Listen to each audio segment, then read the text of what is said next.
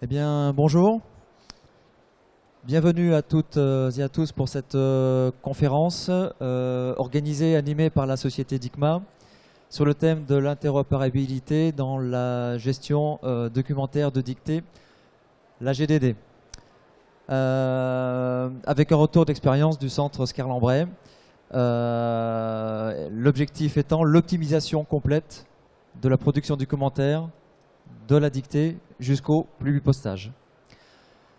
Donc je me présente, Pascal Thibault, président directeur général de la société DICMA. Je vais peut-être inviter mes voisins à se présenter avant de poursuivre. Donc, Claire Blaskowski, chef de projet informatique au centre Oscar-Lambret. Didier Cauchois, DSI du centre Oscar-Lambret. Et donc Simon Quintel, avant-vente chez DICMA. Très bien, donc je ne vais pas mobiliser la parole bien longtemps, car les experts, ce sont eux, pas moi, et la parole que vous êtes venus écouter, c'est donc la leur.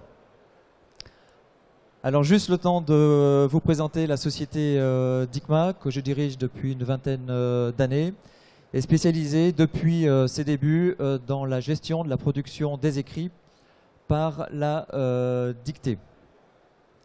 Alors avec ou sans reconnaissance vocale, est reconnu dans le milieu de la santé.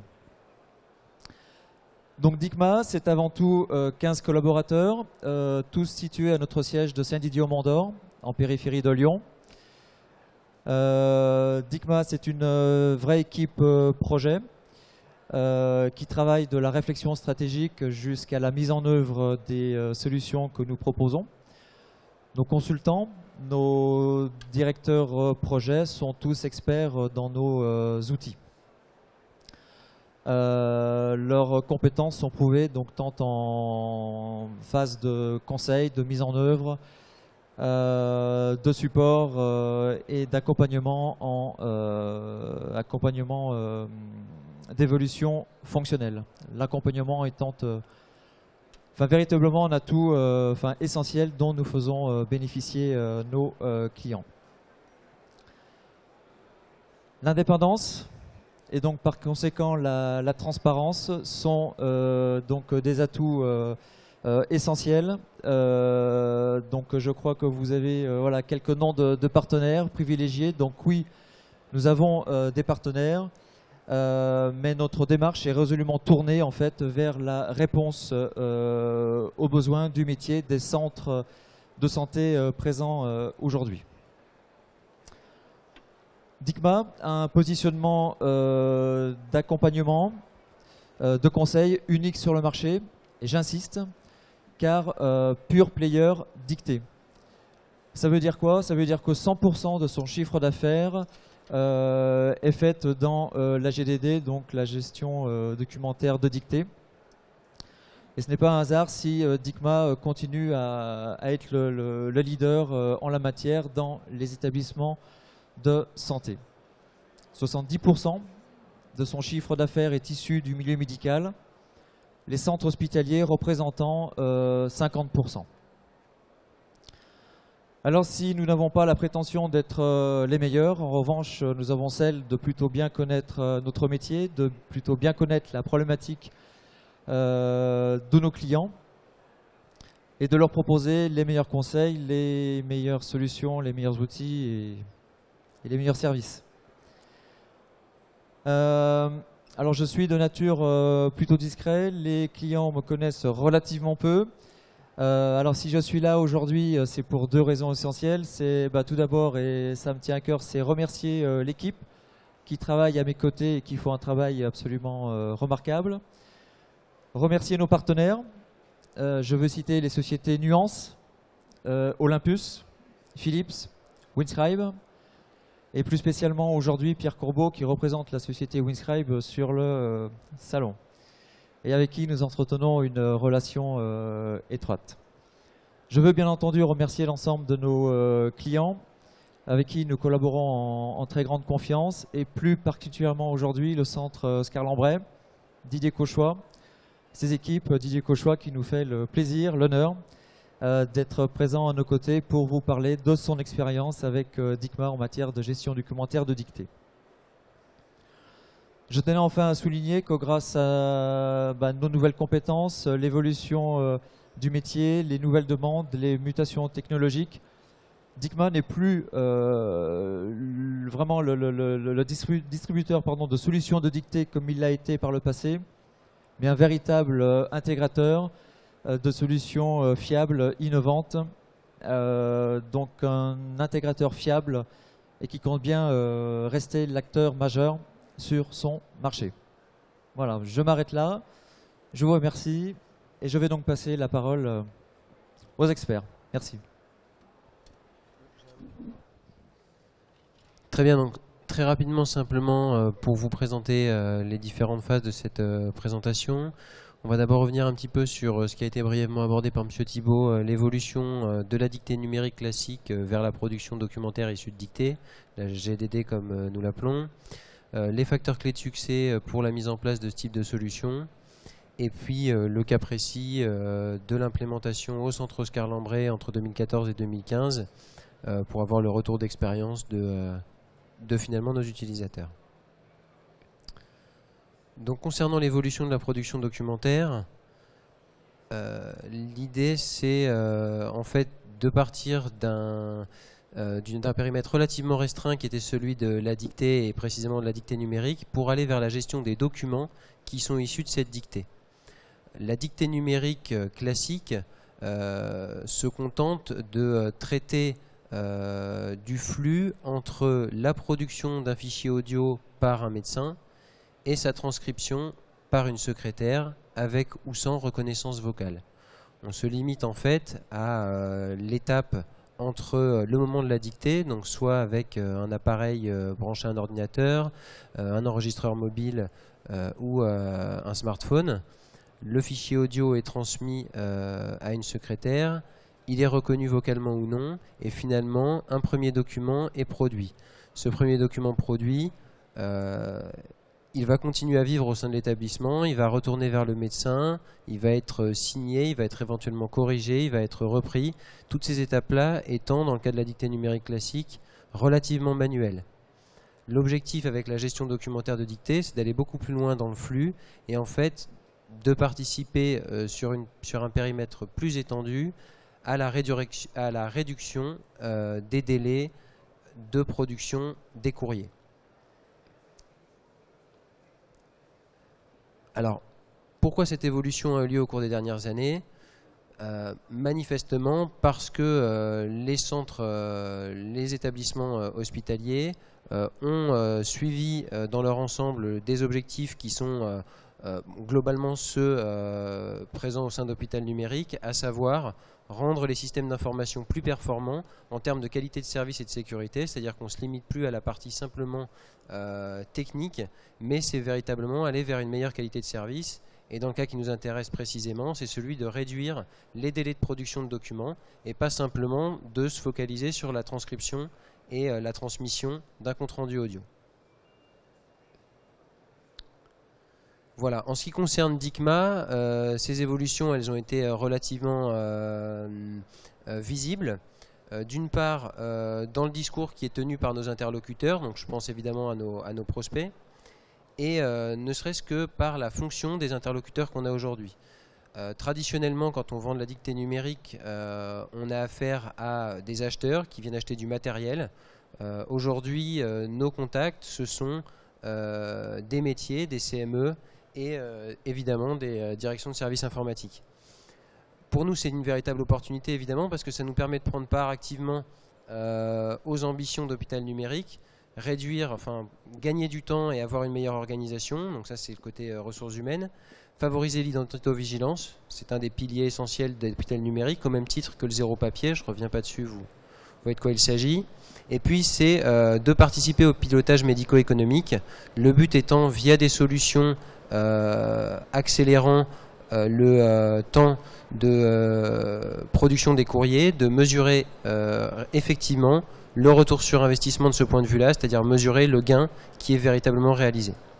Voilà, donc pour faire simple, le but c'était de passer de la dictée numérique en mode silo qui fonctionne dans son coin à une gestion documentaire de dictée qui prend un périmètre plus étendu et qui est totalement interopéré avec le reste du système d'information.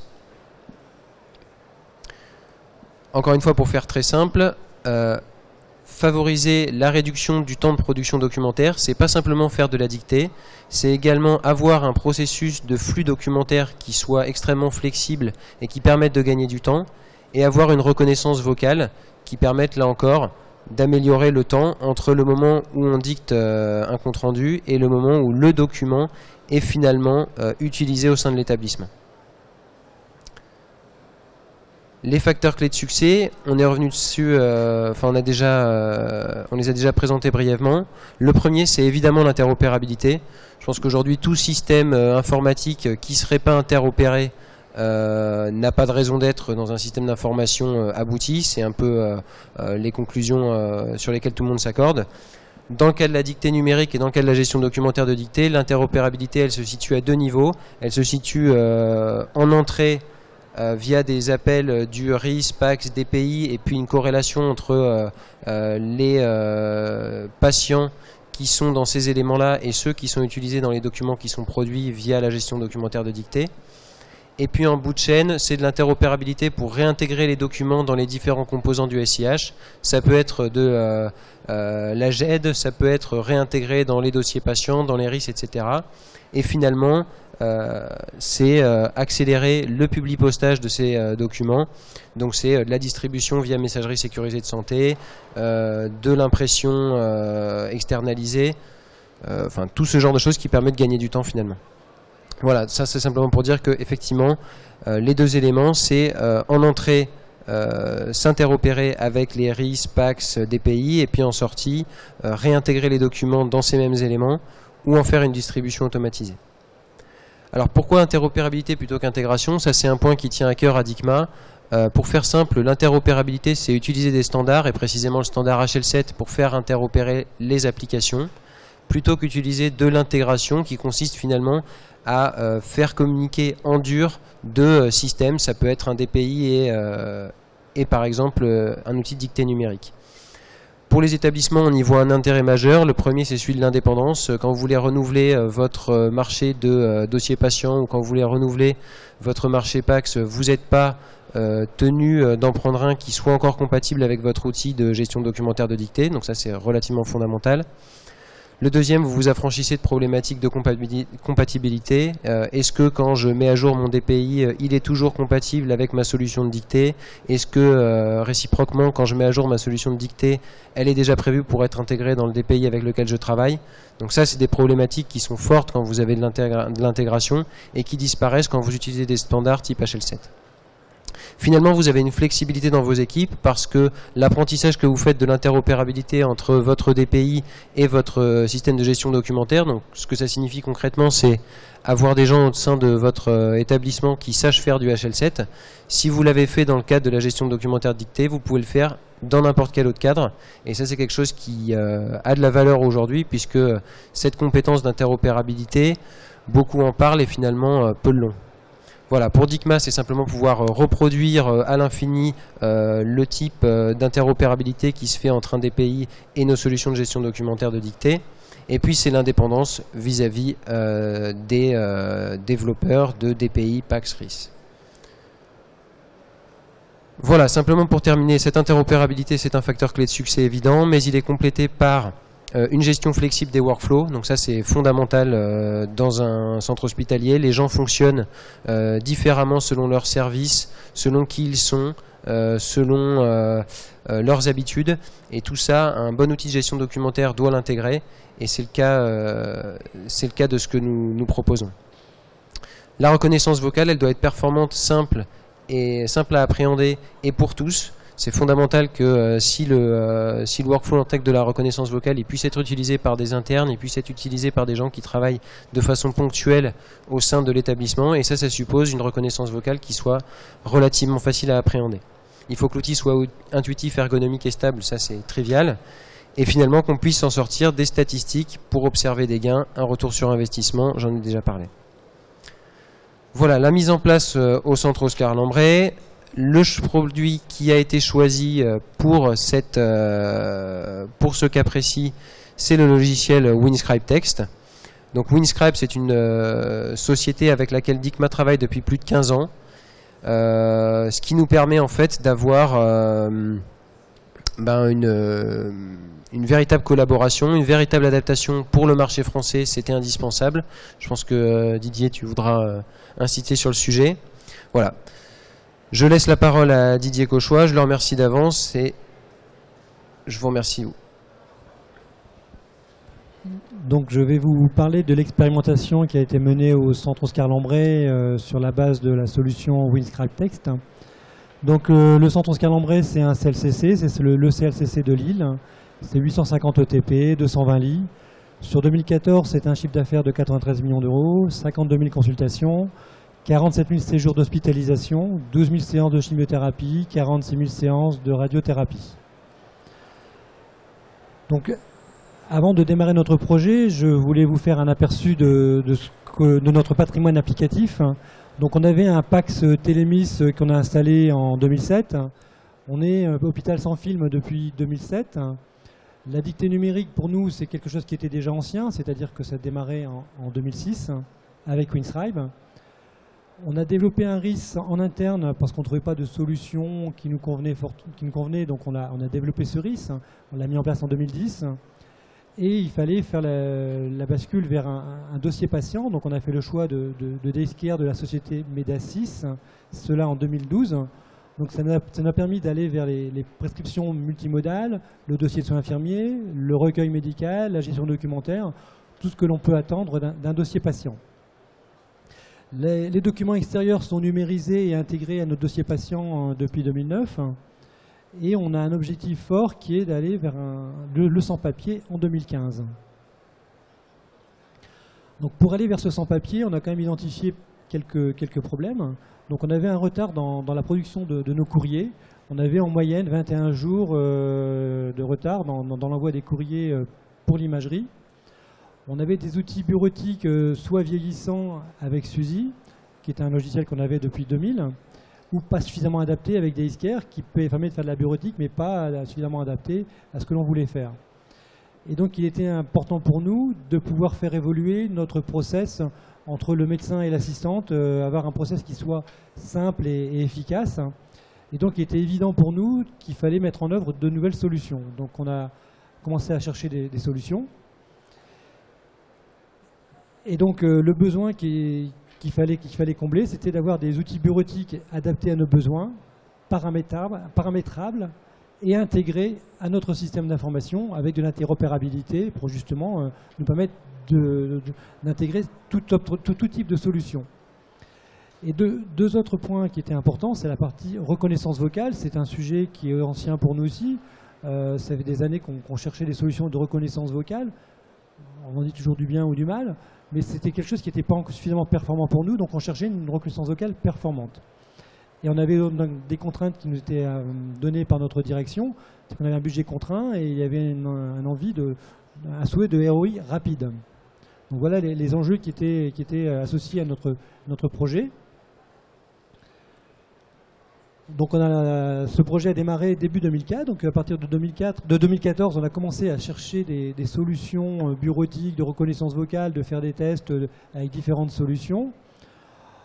Le choix s'est porté sur la solution Winscribe avec DICMA en novembre 2014. C'est là où on a senti qu'il fallait, c'était le déclic. Alors les raisons de ce choix, c'est que l'outil était basé sur une reconnaissance basée sur les API Microsoft, donc c'était quelque chose qui nous convenait, parce qu'elles étaient performantes. L'outil bureautique, de process bureautique qui était offert par Winscribe était quelque chose qui allait aussi dans le bon sens par rapport à ce que nous on attendait. Il y avait aussi quelque chose qui est très important, c'est l'engagement et le souhait de Winscribe et de DICMA de nous accompagner dans ce développement, dans cette démarche, pour répondre à notre cahier des charges. Alors notre cahier des charges s'appuyait sur des workflows qui étaient assez précis en termes de fonctionnement entre les médecins et les assistantes médicales, l'intégration totale à notre système d'information, et le respect de l'interopérabilité, avec le respect des standards HL7, l'intégration, la possibilité d'utiliser la messagerie sécurisée de santé, l'API Crypt et tout ce qu'on peut avoir comme intégration dans un système d'information. On a aussi donc, on ne partait pas non plus à l'aventure parce que le partenariat avec WinScribe et Dicma, il est quand même ancien, il date de 10 ans. Et puis en termes de coût, c'était une solution qui était très intéressante par rapport à ce qu'on pouvait connaître du marché. Donc on a décidé de démarrer ce projet sur un pilote. Donc le pilote, c'était le service d'imagerie. Donc l'imagerie, pour nous, c'est 17 médecins, dont 12 vacataires. Donc un vacataire, c'est quoi? C'est un imageur qui vient chez nous une journée et demie. Donc il est très peu présent. Et on a aussi 7 internes. Il faut savoir que les internes, ils sont renouvelés tous les 6 mois. Donc il y a cette problématique d'apprentissage de la reconnaissance vocale.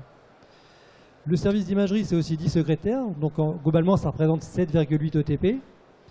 C'est plus de 30 000 comptes rendus par an et c'est un délai moyen avant de démarrer à environ 21 jours de production de comptes rendus. Donc en résumé, ce sont des gros volumes, donc 30 000 documents par an, beaucoup de dicteurs mais très peu présents dans l'établissement, des internes renouvelés tous les 6 mois et des délais relativement longs pour produire les comptes rendus. Donc il y avait 3 workflows qui ont été imaginés et qu'il a fallu paramétrer et mettre dans la solution. Donc la signature et validation directe, c'est le médecin, il fait son interprétation, il fait sa dictée. Une fois qu'il a fait sa dictée, qu'il est sûr de ce qu'il a fait, il valide, il signe et le document il part dans le process et théoriquement il ne revoit plus le document parce que le document est validé. Donc pour lui c'est du gain de temps, il n'a pas de documents qui reviennent. Le deuxième process, c'est le workflow donc, où le médecin ne signe pas son document. Le document est relu et réécouté et corrigé par l'assistante. Il lui revient pour signature. Et une fois qu'il est signé, il est mis à disposition dans le dossier patient. Alors, ce que je ne vous ai pas dit, c'est donc là, le premier workflow, on a 75% des comptes rendus qui sont directement accessibles pour les médecins oncologues, pour les chirurgiens, pour toute la population médicale. Et le troisième type de workflow, qui ne représente que 10% mais qui est très important pour eux quand même, ce sont les comptes rendus qui ne sont même pas revus par les assistantes, ils sont validés et signés, ils sont à ne pas relire. C'est-à-dire que le médecin, c'est compte rendu standard. Et donc voilà, et donc il est validé et il est tout de suite disponible dans le dossier patient. Et le document, il a fini sa vie dans le workflow. Alors là, j'ai passé la parole à Claire qui va vous expliquer le workflow, un des workflows d'imagerie. Donc, en fait, à partir du RIS, donc, qui est le logiciel utilisé en imagerie, le manipulateur renseigne un questionnaire, donc, en renseignant le matériel, le contraste. Ensuite, il valide. Dès que ce questionnaire est complété, le médecin, depuis sa liste de travail, fait un clic droit. Il appelle WinScribe. Et quand il fait ça, en fait, la dictée s'ouvre. Et en fait, on voit ici surligné en jaune la récupération du questionnaire manipulateur. Donc en fait, ce qui est super, c'est que dans la bureautique, on peut intégrer ce qu'on veut comme information. Donc à partir de là, le médecin a 3 possibilités.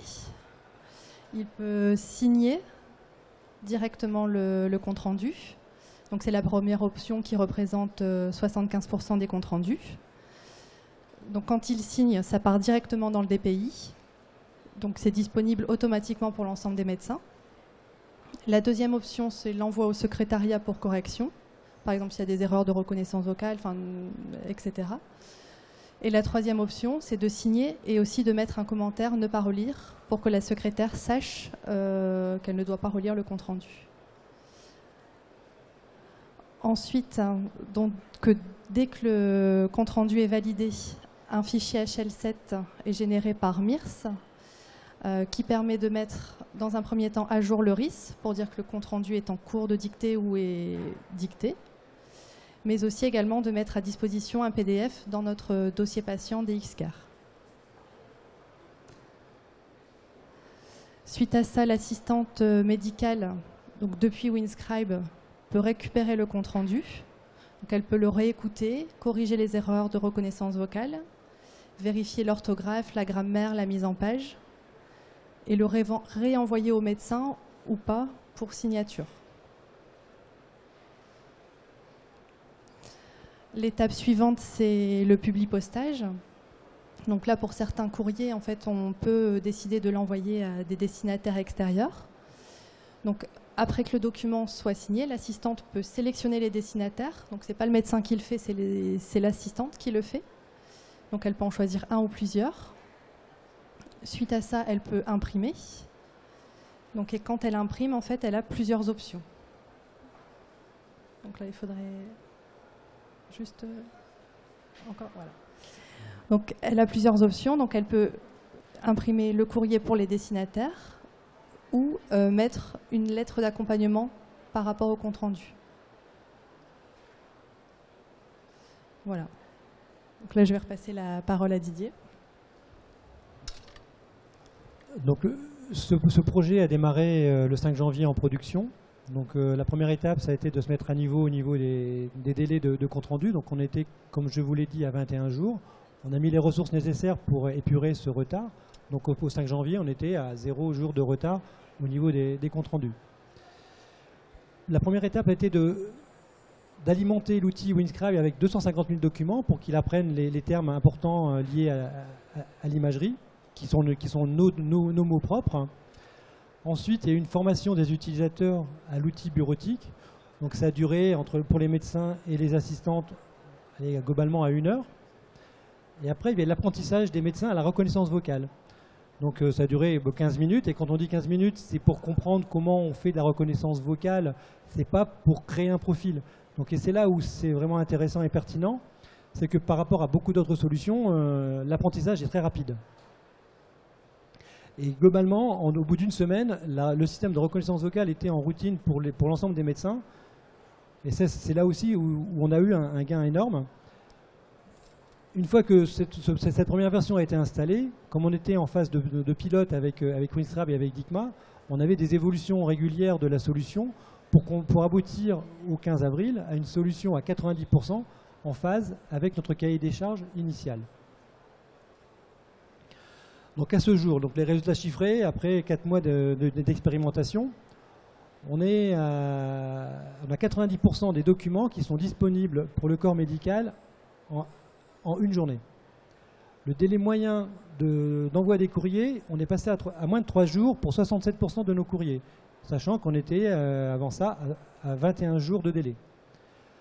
Il faut savoir que notre service d'imagerie, donc je vous ai parlé tout à l'heure, donc 17 médecins et 7 internes, depuis le 5 janvier, on est à 100% de reconnaissance vocale. Il n'y a plus de dictée numérique en imagerie. Le taux de reconnaissance vocale constaté, il est de 87,6%. En termes d'effectifs, on a 1,5 ETP d'assistante médicale d'imagerie qui aujourd'hui est affecté à d'autres tâches. C'est-à-dire qu'on n'a pas supprimé des postes, on a réaffecté des tâches, des assistantes à différentes tâches au sein du service d'imagerie.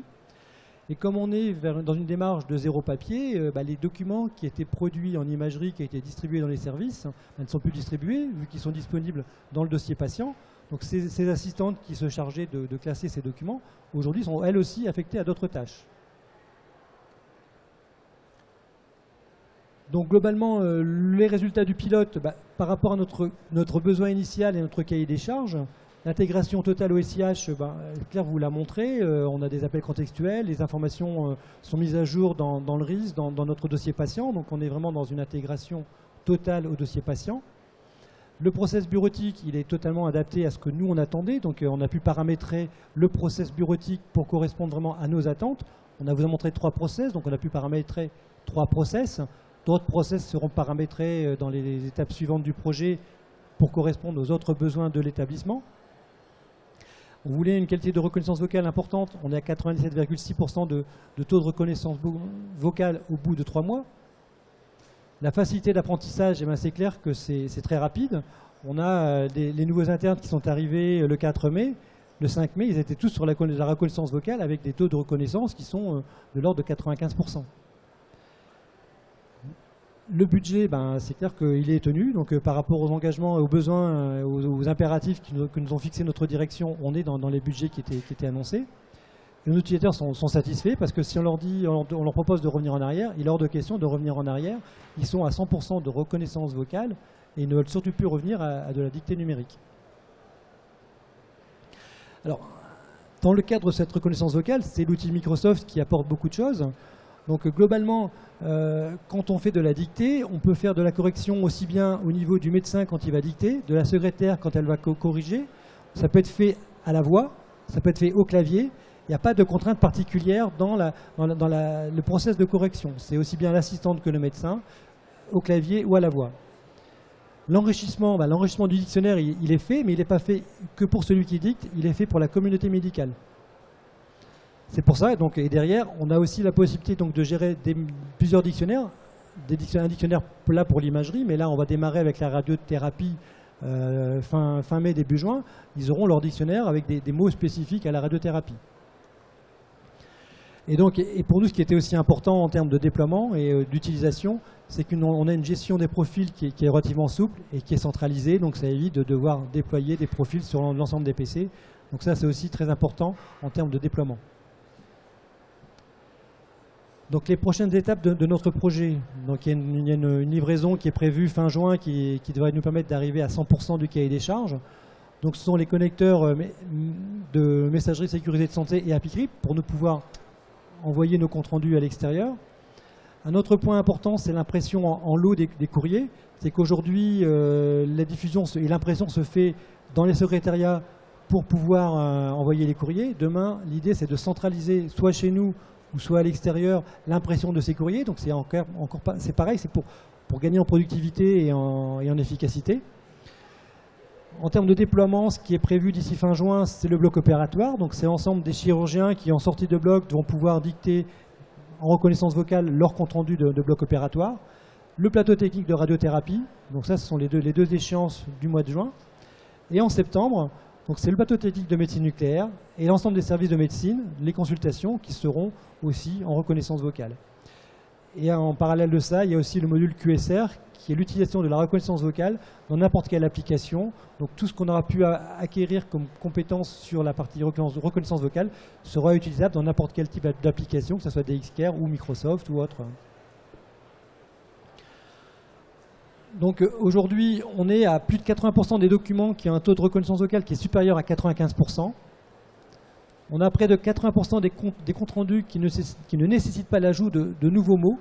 Donc l'ajout de nouveaux mots, c'est quoi? C'est par rapport à des noms propres, par exemple, ou des protocoles qui sont vraiment particuliers, donc qui ne sont pas connus par le dictionnaire. Donc ce sont ces mots-là qui sont ajoutés, donc c'est vraiment infime. On a aussi des outils d'analyse du niveau de reconnaissance vocale qui sont fournis par les outils Microsoft. Donc là, vous avez deux exemples. Donc l'exemple qui est en vert, on voit qu'on est pratiquement à 100%, donc chaque point représente un document. Et on est à 100% de reconnaissance vocale, pratiquement à 100%. Et quand on est au niveau vert, c'est que le niveau de la personne qui dicte est un niveau qui est adapté à la reconnaissance vocale.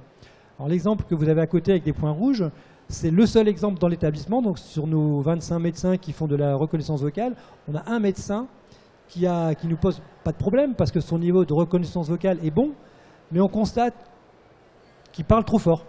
Donc on voit qu'il a du rouge, c'est parce qu'il parle trop fort. Donc ça ne nuit pas au fonctionnement, mais quelque part le fait de parler trop fort, ça pourrait avoir un impact sur le niveau de reconnaissance vocale. Donc ça, ce sont deux indicateurs parmi une quinzaine d'indicateurs qui sont fournis par l'outil Microsoft pour justement comprendre quand ça ne va pas bien pour un médecin, quels sont les problèmes qui sont liés à la reconnaissance vocale. Donc un autre indicateur qui est là issu de nos outils bureautiques, des outils bureautiques. Donc, quand je vous disais qu'on avait 67%, donc 67% de nos documents, de nos courriers qui sont envoyés à moins de 3 jours. Bon, et après, on a 17% entre 4 et 5 jours. Donc on voit que par rapport à ce qu'on a constaté au départ, où on avait 21 jours de délai, je peux vous dire que nos imageurs ils sont très contents de passer à 67% en moins de 3 jours. Donc la disponibilité dans le dossier patient, c'est ce que je vous disais tout à l'heure, on a en moins d'un jour maximum, on a 90% de nos documents qui sont accessibles pour l'ensemble de la communauté médicale.